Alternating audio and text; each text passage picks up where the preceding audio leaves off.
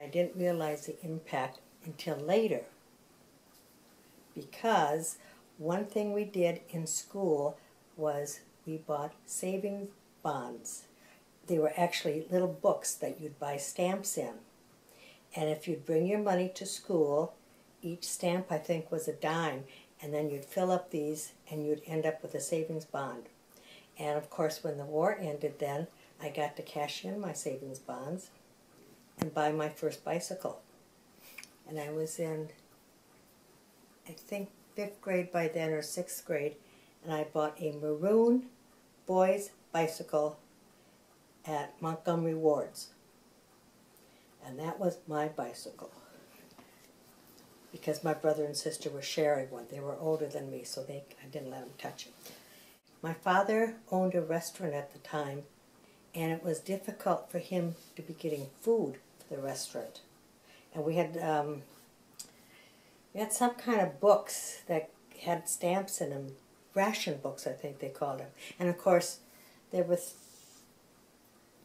3 kids in our family at that time, so of course in that way he got more stamps, I guess, to get some food for the restaurant, I guess. I also knew 2 fellows who were in the Army at the time, John Brown and, what was the other one saying? And they were, of course, older than me, but they sent me postcards from when they were in the service. I still have them in my scrapbook. We didn't have TV then. You had radio, you had newspapers, but at that age you weren't aware enough of it. TV has brought in an awful lot. At one time, a busload of war prisoners came into that town, and they housed them that night in a building downtown. And we all went down to peek in the windows at these people. They were men, I guess. But they looked just like you and I. I mean, they were just men. And I thought, why were they in, I mean, this is in the Midwest. I don't know why they brought them there and where they were heading. My uncle was in the war. Yes, my uncle was in the war. He was a pilot. I know he was on a lot of bombing missions. And when we'd go to see my grandmother at Thanksgiving and Christmas, she always had his picture there. He was the youngest one in that family. I realized how impacted it was for a lot of people, because I have a very good friend who was born in Poland.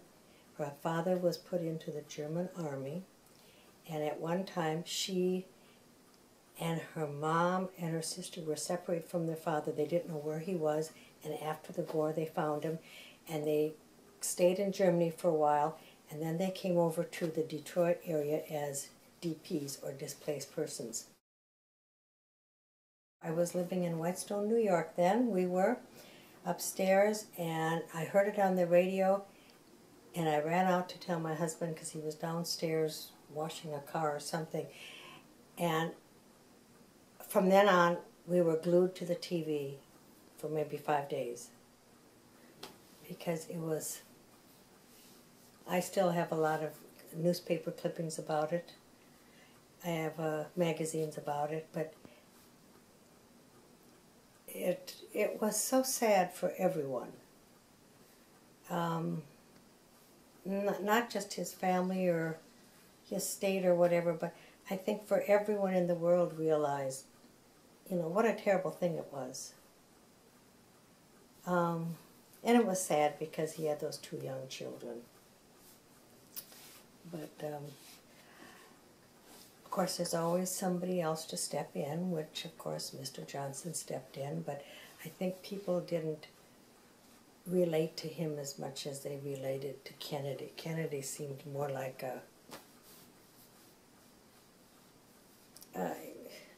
people related to him better. Why do you think that is? He was kind of charismatic. And people, you know, President Johnson, people just, it's hard for somebody to come in and replace somebody that was so charismatic like that. I don't think it was not a definition of, say, what political party you were from or anything. it was our president. And first of all, you don't wish that on anyone. Well, especially me, I wouldn't. And like I said, and he had a nice young wife and 2 little kids. And that whole family had had so much going against it, I guess. You don't want to see that. But no. It wasn't just the Democrats or whatever. It was everyone was upset. People openly talked about it, and they were just upset over it. But anyone of our generation would remember that. It sticks in your mind. He was up there, Armstrong, landing on the moon. So that was exciting. Because when you think, oh my God, he's up there on the moon, how far away that was. I mean, I had been up in an airplane at 20,000, 30,000 feet, but the moon was so far away. So it was just plain excitement. And everyone was really, I think, it was big news. Everyone enjoyed it. There was a big race, which country was going to get up there first. And Russia was such a dominated country with, the dictatorship and everything, and so, of course, we wouldn't work with them. Now I think we work with them, supposedly, but the United States wanted to do it first, of course. I was at home getting ready to go to the eye doctor. My husband had already left for something, and a friend called me and she said, turn on the TV. And I did, and I just don't even like to look at those pictures anymore. Everyone was glued to the TV sets, again, day and night. Everyone was frightened. Nobody wanted to fly, even after the plane started flying again.